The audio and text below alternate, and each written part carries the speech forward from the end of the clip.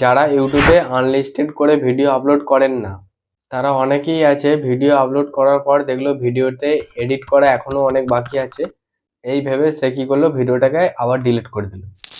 এরকম অনেকেই আছে দেখবেন ভিডিও আপলোড করার পর তাদের মনে পড়ছে হায়রে ভিডিওতে তো এখনো অনেক এডিট করা বাকি আছে, এই ভেবে কি করে ভিডিওটাকে ডিলিট করে দেয়।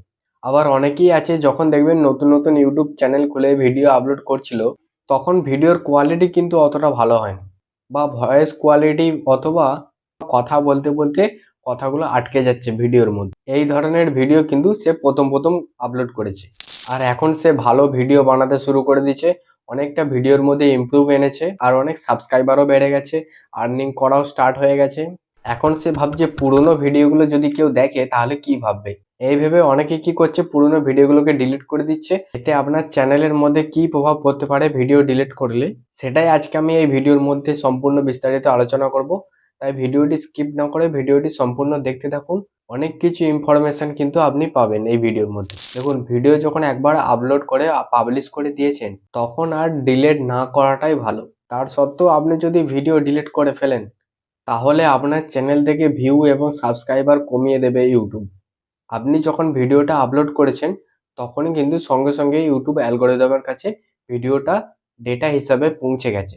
এবার যখন আপনি সেই ডেটাটা বা ভিডিওটা ডিলিট করে ফেলবেন তখন কিন্তু ইউটিউব থেকে সম্পূর্ণ ডেটাটা মুছে যাবে, এবং মুছে যাওয়ার কারণে ওই ডেটার মধ্যে যে সমস্ত কিছু ভিউজ এবং সাবস্ক্রাইবারগুলো ছিল সব কিছুই কিন্তু ইউটিউব ডিলিট করে দেবে বা মাইনাস করে দেবে। তাই এটা ভুলেও কখনোই করবেন না। আর যদি ভিডিও একান্তই ডিলিট করার প্রয়োজন হয় তাহলে আপনার চ্যানেলের ভিউ এবং সাবস্ক্রাইবার কমে যাওয়ার ব্যাপারটা আপনাকে কিন্তু মেনে নিতে হবে, এখানে কিছু করার নেই। তাই ভিডিও আপলোড করার আগে আপনি সম্পূর্ণ ভিডিওটি আগে ভালোভাবে দেখে শুনে আনলিস্টেড করে ভিডিওটি আপলোড করুন। তারপর যখন ভিডিওটি একবার আপনি পাবলিশ করে দেবেন, ভিডিওটি তারপর যেমনই হোক না কেন ভিডিওটি কিন্তু আপনাকে ডিলিট করা চলবে না। আবার অনেকেই দেখবেন ভিডিওটি আপলোড করে দিয়েছে, তারপরে ভাবছে যে এডিট করা বাকি রয়ে গেছে, আবার সঙ্গে সঙ্গে ভিডিওটা ডিলিট করে দিই। এখন তো ভিডিওটা কেউ দেখে নেই, তাহলে কি করে সঙ্গে সঙ্গে ভিডিওটা ডিলিট করে দিই। তো সাথে সাথে আপনি ভিডিওটা ডিলিট করে দিচ্ছেন। এতে কি ক্ষতি হয়ে যাচ্ছে, এতে দেখুন আপনার যে সাবস্ক্রাইবারগুলো আগে থাকতে রয়েছে তাদের কাছে কিন্তু ভিডিও আপলোড করার সাথে সাথেই কিন্তু নোটিফিকেশানগুলো পৌঁছে যাচ্ছে। তারপর ধরুন অনেকেই কিন্তু সঙ্গে সঙ্গে ফোন ওপেন করেনি, ফোন ধরুন বন্ধ আছে কিন্তু তার ফোনে নোটিফিকেশান ইমপ্রেশন কিন্তু ইউটিউব পাঠিয়ে দেবে আগে থাকতেই। এরপরে সে যখন ফোনটা ওপেন করবে তখনই কিন্তু সে আপনার ভিডিওটা সবার প্রথমে দেখতে পাবে।